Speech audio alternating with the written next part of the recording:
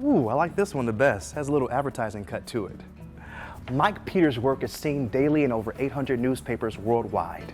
A lifetime of real-world experiences takes shape each day in the canine antics of Mother Goose and Grim.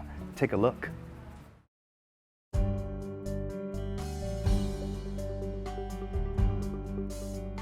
I still work for the Dayton Daily News in Dayton, Ohio. But it's like I live there because I have my computer.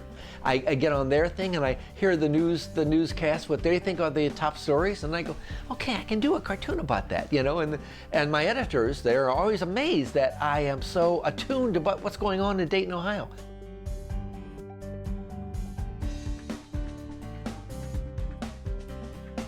He worked for the Chicago Daily News and then the Dayton Daily News as an editorial cartoonist. And after he won the Pulitzer in 1981, he was being courted by bigger papers.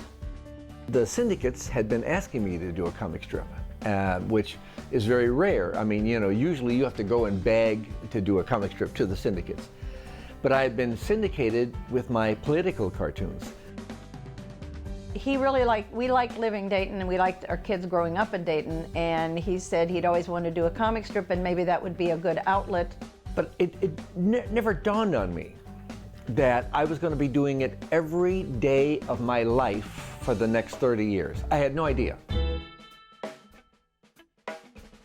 So I'm going to art school, but in the meantime, I meet this girl, fabulous girl. You know? Well, it turns out her father was the dean of students at Washington University.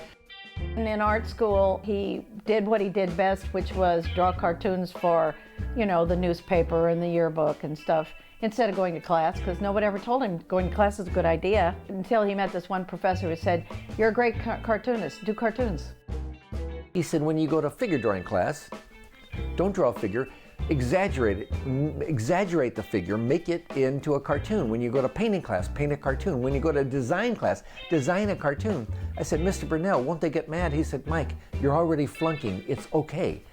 And then, much to my father's dismay, he started getting A's and B's and actually graduated. It changed my life. I knew then that cartoons was my destiny, was my goal, was my bliss. I love to do them, and obviously the world is telling me, you got to do this.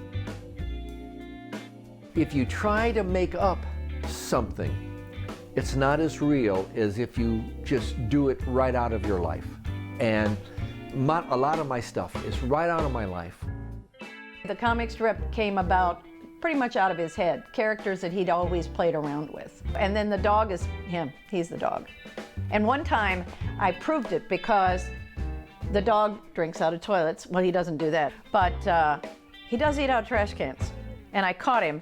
He was trying to wean himself off of Fritos. So Marion came in one day to my office, and she said, "What are you doing?" And I came up and I'm licking my finger and getting the crumbs of the Fritos down at the bottom. And she says, "Oh my God, you're the dog."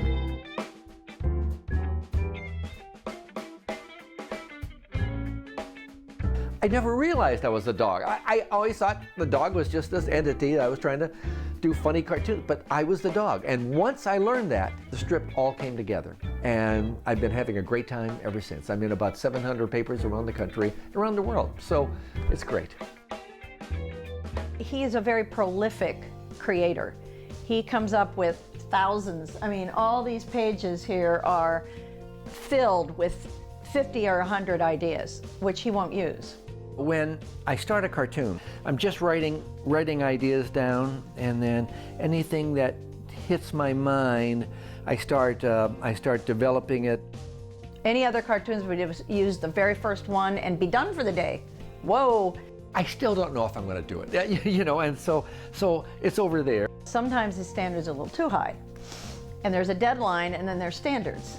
And I say, okay, go with the best of all these horrible ideas you came up with, any one of which most cartoons would kill for, you know. And this was, my daughters are always saying to me, "Dad, you've got a bat in the cave." And I was thinking, who could say that? So I have Lincoln saying to Roosevelt, "Teddy, you've got a bat in your cave," which I thought was a funny idea because he probably does have a bat in his cave. But that's how I come up with ideas. I think of things, I write things down that my kids say or that people say on the news or that I see at a grocery store, and then I try to make it into something that's funny that people will hopefully laugh at. I know when I'm hitting my truth, it'll hit the truth of 1,000 other people out there. And then I always get good reaction from people because they say, oh my God, it's exactly true for me.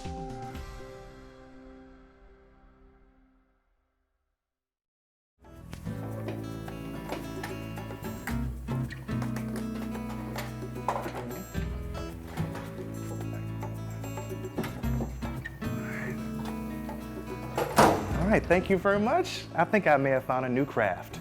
That wraps it up for this edition of Detroit Performs. As always, for more arts and culture, head to DetroitPerforms.org, where you'll find featured videos, blogs, and information on coming arts events. Also, check us out on Facebook and Twitter.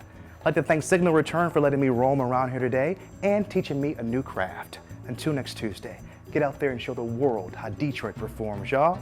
I'm DJ Oliver. Thanks for watching, guys.